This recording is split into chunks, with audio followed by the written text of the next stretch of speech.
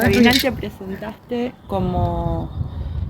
como con un seudónimo y además de un seudónimo, una imagen que estaba de alguna manera velada. Sí, ¿Nos era querés una foto. contar cómo es? Era una foto de una máscara de conejo de Mercado Libre. Y nada, la verdad es que no me gusta y en redes tampoco lo hago, mostrar mi imagen. eh, y bueno, el concurso me presenté así, como que sentí que no importaba la foto ni mi nombre, me, que lo importante era el texto, así que lo mandé así. Mm, sí, inicialmente la idea era no mostrar mi imagen nunca, pero bueno, la editorial me pidieron que ponga una foto para el libro, así que bueno, ahí ya medio se develó el misterio. Después también en entrevistas que hice me pidieron fotos, o sea, y bueno, nada, no me dio a decir que no tampoco, como tampoco me pareció tan importante el misterio, simplemente a respetar que en mis redes no subir ninguna imagen. En mi Instagram no pongo imágenes, pero bueno, y respeto que en otros medios sí quieran la imagen. Perfecto. Y te hago una consulta. Cuando vos empezás la obra, ¿cómo fue la piedra inicial de tu obra? ¿Cómo empezó? El Y, germen, o sea, ¿cómo fue? y bueno, está en pandemia. Y la verdad es que un día me desperté, yo venía a escribir otra cosa que no me había gustado, otra novela que no me gustó nada. Y estaba en pandemia, estoy pasándola bastante mal, 11 meses de no ver a mi familia. Y un día me desperté y se me ocurrió esta idea, toda la idea de la novela, los personajes, todo.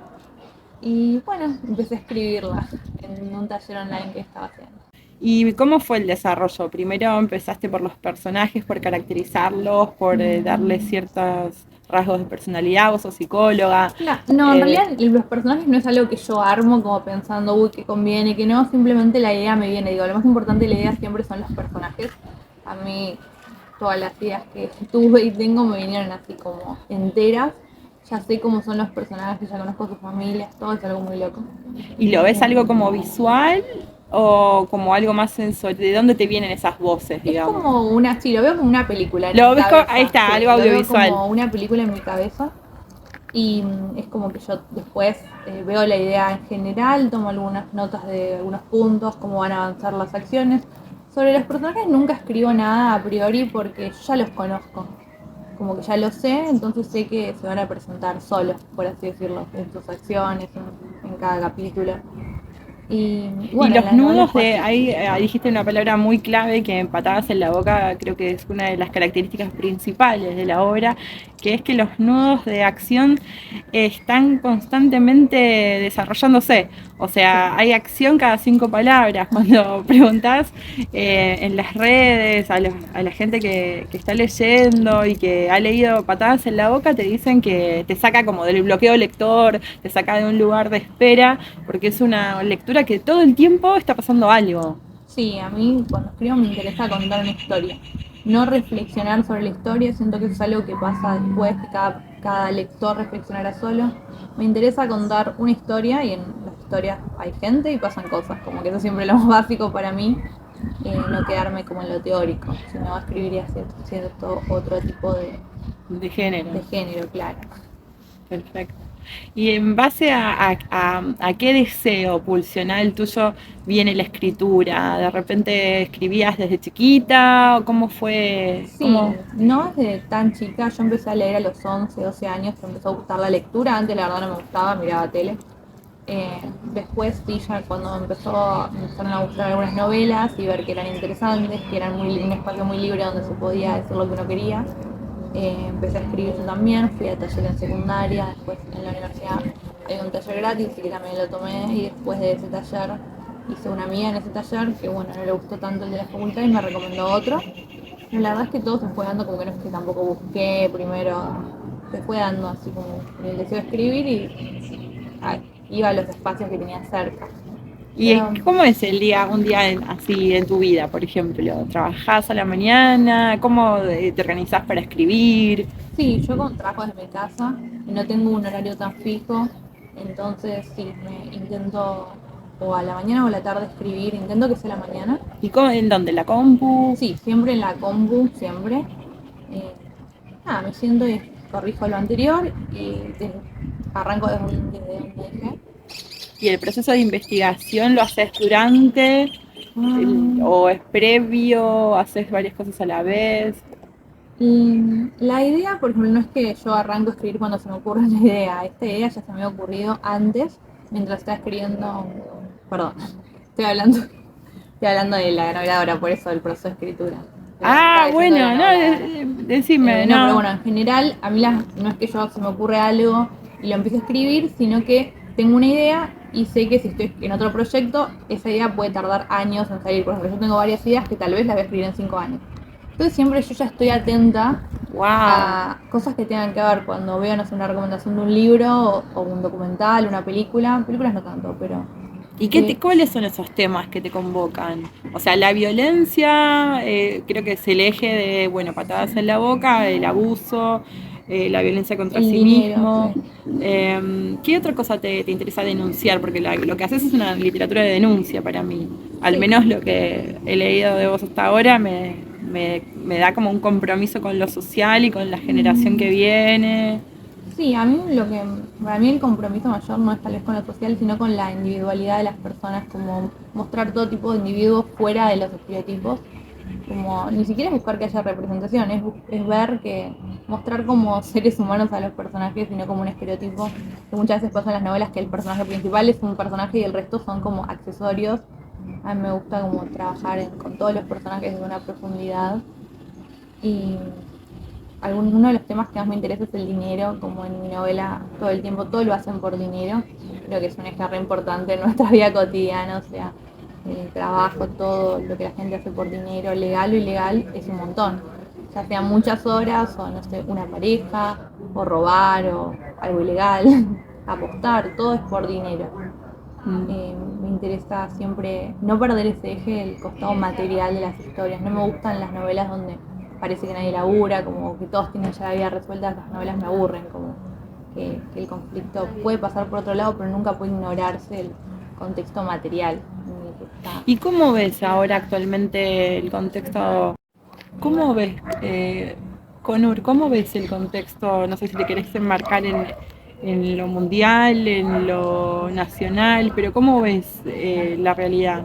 Porque lo que trabajas es el realismo, entonces a mí siempre Sí. se me viene la pregunta, digo, si esta persona, este autor, este artista, dijo todo esto, ¿cuánto será lo que todavía tiene por decir Sí. todo lo que todavía no le encuentra palabras aún para trabajar eso? Entonces, Sobre el mundo presente, yo contrario a lo que se cree, que viste que todo el mundo te dice que, que es el caos más absoluto, que es todo tremendo, yo pienso que no es tan terrible, o sea, en este país ha habido una dictadura que es 1000 veces peor de cualquier cosa que pueda pasar en democracia, pero hay muchos factores que no son alentadores, son complicados a nivel mundial también, pero si lo pensamos, a mí me gusta mucho pensar todo en un nivel histórico.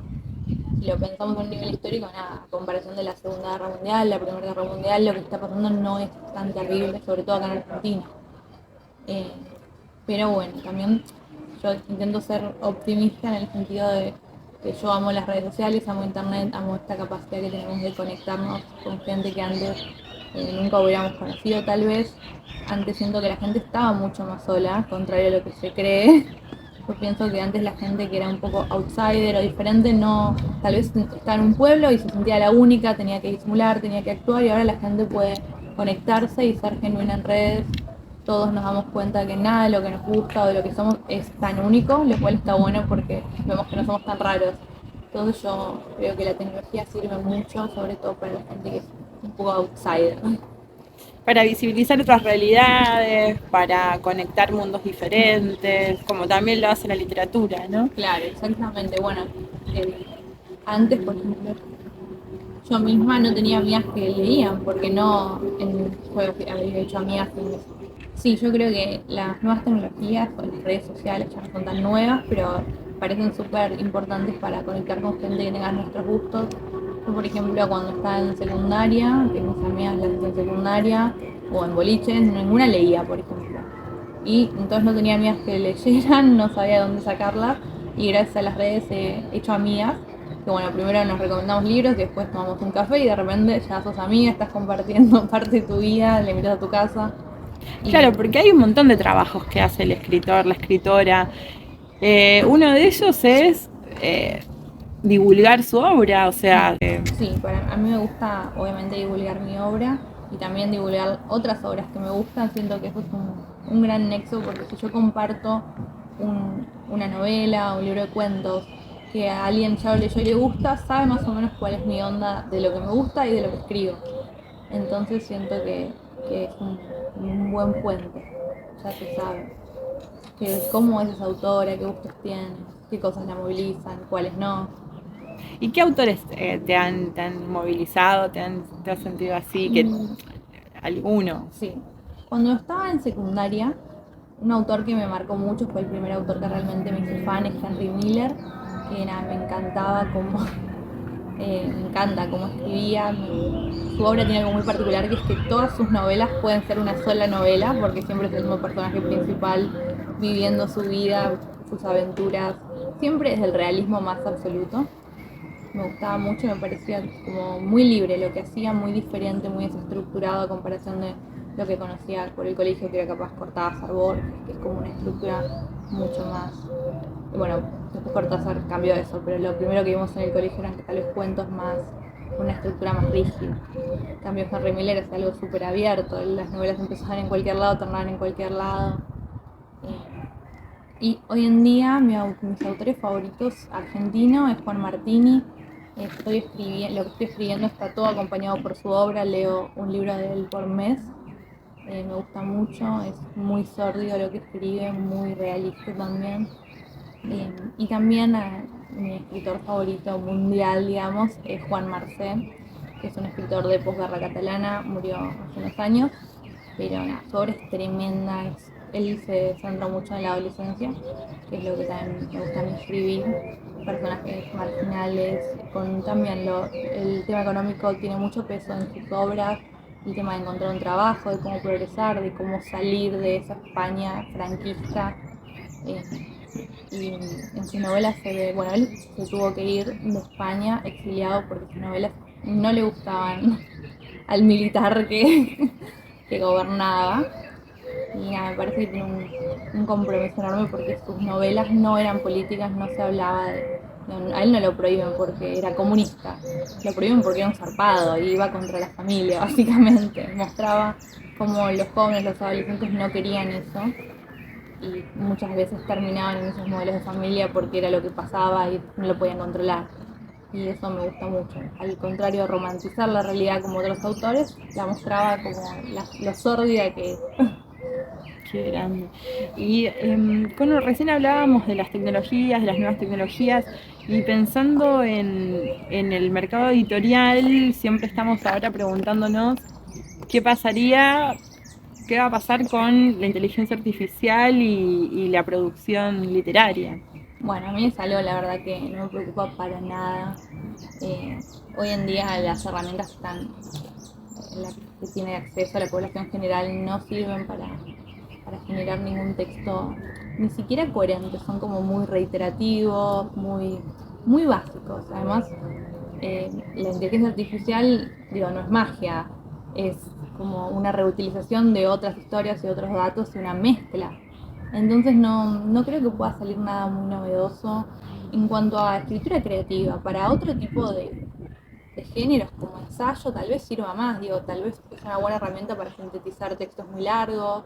Creo que para lo que es traducciones puede servir un montón, porque en la traducción tal vez es algo que puede servir, o para la digitalización de manuscritos, ese tipo de cosas sí les veo un uso, pero en cuanto a escritura creativa no. Y además tampoco, no creo que ningún autor se siente a generar con inteligencia artificial más que para experimentar, tal vez porque tiene curiosidad, pero digo, la gracia no es escribir lo que dice otra persona, sino lo que a vos se te ocurre. No, y Sí, además escribir a también, partir de los sesgos de la información, ¿no? Porque lo que hay, lo que sabe, lo que conoce el algoritmo es siempre un discurso dominante, claro, borrado de contexto, de historia y del materialismo. sí, yo creo que tal vez sale alguna novela que va a ser la primera y la única para y llamará la atención por ser la primera, pero no es algo. Y además hoy en día, por lo menos los chat GPT y ese tipo de herramientas tienen prohibido hablar de ciertos temas. Entonces es como que los textos que puedes generar son muy vainilla, muy family friendly. No me preocupa nada eso. Como que dentro de las preocupaciones de la escritura La inteligencia artificial no es una. Genial. Y bueno, estos temas que la inteligencia artificial no toca o no permite para no consumir ese tipo de contenidos, ¿en dónde sí están? ¿En la Deep Web? ¿Son temas que a vos te interesan? ¿Trabajar? Sí, ¿Investigás mucho? ¿Cómo lo haces? a mí me gusta mucho lo sórdido, lo tabú, me encanta. Lo busco en muchos libros, digo, a veces un libro se vende como este libro es perturbador, es tremendo y después uno lo lee y no le parece así y otros libros que tal vez no te los venden así, de repente aparecen párrafos que no puedes creer lo que estás leyendo. A mí me gusta mucho la emoción fuerte, como sentir algo con el texto, obviamente que esto tiene mucho que ver con cómo está narrado, pero también con lo que se está narrando, digo. Hay ciertas cosas que no importa cómo se las narren, no te van a causar nada porque uno está muy acostumbrado, tiene mucho que ver con la rutina de uno y bueno, no me llaman tanto la atención. Me gusta el lado más oscuro de la vida, yo miro muchos documentales. Yo creo que en los documentales debe estar las peores cosas que vi. eh, y el documental es eso, es parecido a lo que yo escribo, es la historia de una persona. Eh, y bueno, hay personas muy turbias que han hecho cosas muy terribles y, y bueno, las veo sobre todo en documentales. Y escribir es un modo de hacer justicia. ¿Cómo lo interpretás? ¿Cómo ves el oficio de la escritura en cuanto a la posibilidad de cambio de las Eh, realidades que escribís? ¿Cómo ves en términos de, bueno, la escritura tiene la posibilidad de cambiar la realidad? no sé la realidad en lo amplio, pero tienes la capacidad de cambiar mi realidad y de conectarme con otros lectores que tal vez tienen las mismas inquietudes. Digo, sea algo muy lindo cuando publico un libro, después hay un feedback de los lectores y uno puede conectar con esos lectores. En el sentido cambia nuestra realidad inmediata. No sé si por lo literario o por el contacto. Sí, Bueno, el puede. contenido de Patadas en la Boca es un libro que para mí uno no sale igual después de haberlo leído. Claro, ¿Cómo, pero cómo lo ves la vos? intención de lo que escribo nunca es cambiar la realidad, ni pienso en ningún lector, digo, es una inquietud personal de explorar ciertos temas como alguien también los puede explorar en terapia, habla con la terapeuta de algo, yo escribo y exploro estas ideas que me vienen de la nada y digo, bueno, a ver, esto se me ocurrió de la nada, a ver a dónde lleva. Cuando uno escribe aparecen muchas cosas nuevas que no aparecieron en un inicio y eso me interesa mucho. La inquietud siempre es personal y bueno, después lo otro es un agregado, pero no hay ninguna intención social, ni siquiera laboral, digamos. Es más que todo personal y de disfrute, porque yo disfruto un montón escribir, soy feliz escribiendo, soy feliz corrigiéndome a mí misma y también cuando participo de espacio de escritura me gusta un montón. ¿Y de qué trata Patadas en la Boca? Sintéticamente, el argumento. Es una novela que se centra en un trauma de la infancia que comparten dos personajes, la muerte de la hermana de uno de ellos. Los dos son personas un poco dañadas, ella estuvo internada. ¿Son Él, adolescentes? sí, es la historia de dos adolescentes que están en quinto año, comparten un trauma de la infancia, estaban juntos a los 5 años cuando murió la hermana de él. Los dos personajes no es que quedaron afectados por esto, pero es parte de su historia y a los dos han tenido problemas, digamos, en la vida. Ella estuvo internada, él estuvo en un reformatorio y bueno, se juntan de nuevo en el colegio y se hacen amigos otra vez y empiezan a delinquir juntos. Hay como una escalada delictiva que llega hasta la muerte de una persona. ¿Pensás que lo que escribiste es algo que sucede realmente en todas las culturas, ¿verdad? Como que en algún punto todos los temas que tocas son universales, ¿no? Sí, creo que Atraviesan a todo ser humano. sí. Son universales tal vez en todas las culturas, pero en este momento sobre todo el tema de crecer, buscar qué hacer, no saber qué hacer, cómo insertarse en el mundo adulto. eh, Tiene que ver con eso, tiene que ver con el trauma, con el padecimiento psicológico, con la desconexión que tienen algunas personas con su familia, el buscar ese apoyo afuera, en cualquier persona. Es como hay como en un momento una prueba de confianza que se lleva de frente la historia. O sea, bueno, o vamos, estamos juntos en esto, o como que hay un momento, una encerrona ahí, donde ninguno de los dos va a tener más que seguir adelante a base de una confianza que se quiebra en algún momento. Sí, ¿En qué confían ellos? sí, yo creo que no se trata tanto de una confianza que se tiene uno al otro, sino de encontrar a alguien en quien apoyarse o Ajá. en quien te pueda ayudar, no de tal vez sentimientos tan profundos, digo, no se quieren tanto, simplemente se encuentran y Claro. bueno, se dan cuenta que son personas que tal vez comparten unos rasgos en común, egoístas, se ponen a sí mismos primero y bueno, en base a esa falta de cierta ética es que construyen ese vínculo. Ante una carencia infinita de... Sí, ante una carencia y bueno, este recuerdo en común que tienen, que la protagonista duda mucho de qué pasó, si ellos mataron a la bebé sin querer, si lo hicieron queriendo, si no pasó nada y simplemente lo presenciaron, es una duda que tienen. ¿Y en algún momento pensás que el lector eh, eh, está padeciendo la historia? ¿Qué críticas, qué te han dicho? ¿Qué te dijeron de la obra? ¿Cómo se sintieron los lectores? Y bueno, hay la verdad diferentes observaciones que me han hecho. Mucha gente estuvo muy atrapada con la historia y seguía y avanzaba. Otras personas me dijeron que ciertos párrafos les fueron muy difíciles de leer, supongo que tiene que ver con la historia personal de esas personas, con la historia de esas personas. Eh, Sí, claro, como que es un cachetazo, o sea, es una patada. De hecho, el título de la obra sale, ¿no? En el proceso de escritura a lo último de la Bienal. sí, el título iba a ser otro, que ya estaba usado, lo usó Aira, parece que todos los títulos lo usó Aira porque tiene 1000 libros. Y nada, en una evolución que me hicieron, alguien me dijo, hablando sobre un diálogo, es una patada en la boca, me dijo, el diálogo porque era muy directo. Y bueno, me gustó ese título, me pareció que encajaba bien con la historia. Y todo lo que escribo me gusta que sea fuerte, claro, directo, duro. Y al mismo tiempo que tenga siempre un misterio o una segunda capa. Pero a mí no me gusta la ambigüedad o como que me gusta también leer textos así. Que se animen a decir lo que quieren decir, a mostrar claramente la idea que tuvieron. Y también al mismo tiempo jueguen con lo no dicho, con el misterio en una segunda trama subterránea, le diría. Qué grande. ¿Y ahora qué estás escribiendo con Uru? Ahora estoy escribiendo otra novela también contada desde una voz femenina sobre una chica que la madre la lleva a vivir a Estados Unidos, dejando a su hermano discapacitado en Buenos Aires.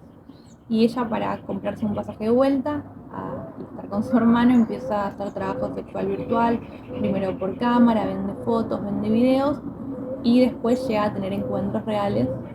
Y al mismo tiempo ella lidia con una experiencia pasada muy fea que le pasó el año anterior con un amigo del hermano que también tiene la misma discapacidad física, ellos tienen piel de mariposa y vivió una situación fea con ese chico a lo largo de unas vacaciones de invierno.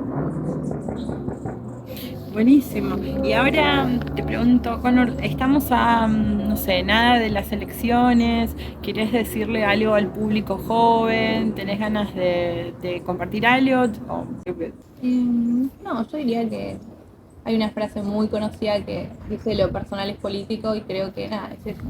Vivir la política no solo desde lo partidario, no solo apoyando a esta persona o estando en contra de otra, sino desde la vida cotidiana, desde ayudar a quien podemos, desde mostrarse como uno quiere mostrarse. Cualquier decisión que tomemos es política. Cómo trabajamos, para quién, cómo tratamos a los demás. Creo que no hay que reducir la política a lo partidario ni tampoco pensar que una acción cada 4 años es como tu único deber cívico. ¿Y ahora qué se viene? Tenemos la novela que estás escribiendo, estás trabajando, Va a salir dentro de muy poquito un capítulo de una entrevista que me hicieron para un podcast de Educar. Va a estar muy bueno. A raíz de ese podcast me dieron ganas de hacer mi propio podcast, así que también va a venir dentro de un tiempo. Lo voy a hacer con una escritora de lujo, ya lo van a ver, ya se van a entrar. Y además tengo un proyecto que voy a lanzar en noviembre, que es una página que se llama Martínez y Literatura Olvidada, donde voy a retomar a ciertos autores que han sido olvidados, tal vez en nuestro país, no a nivel mundial, que en los 70 la mayoría fueron muy conocidos y después se los olvidó. Voy a indagar por qué se los olvidó y rescatar un poco de su obra. No porque me guste a mí, sino desde la duda real de quiénes eran las personas que estaban de moda en esa época y ahora, bueno, se los ha olvidado, a diferencia de otros que se han consagrado como clásicos.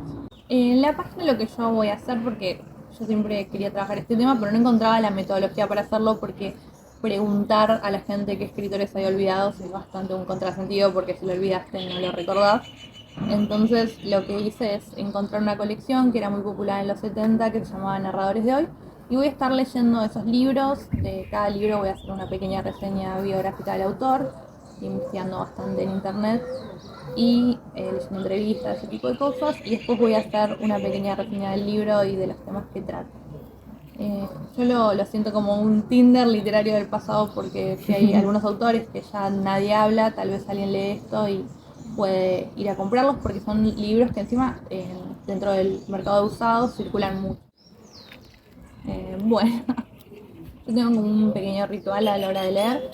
Cuando leo libros, bueno, los apilo y a fin de mes tomo notas de todo lo que marqué en esos libros. Eh, Después, cuando ya tomé esas notas, los guardo en mi biblioteca por colores, y a los libros que no terminé de leer o los dejo para el mes siguiente, bueno, no pasan ese filtro.